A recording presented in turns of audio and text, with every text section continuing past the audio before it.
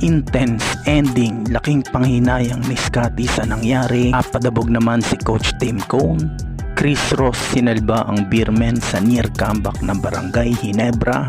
Semifinals Game 5 matchup sa pagitan ng Barangay Ginebra at San Miguel Beermen. Pining quarter, Moala Tautua pumukol agad ng wing 3-pointer. Pero right away binawi agad yan ni Scotty Thompson. Corner 3-point shot. Back-to-back jumper naman ni Japet Aguilar. Binura din agad ng 3 straight basket ni CJ Perez.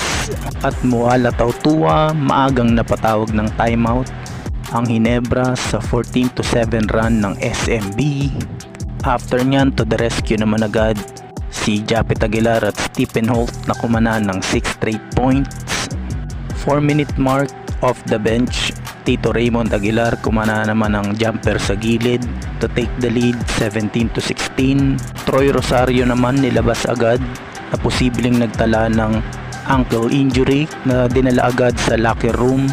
Buti na lang nag-step up agad si Ralph Koo at Jason David with combined 7 points, 26-25 pabor sa Barangay Ginebra.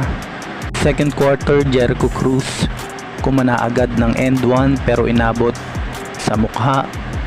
Sa block attempt ni Jason David, natawagan tuloy ng flagrant foul.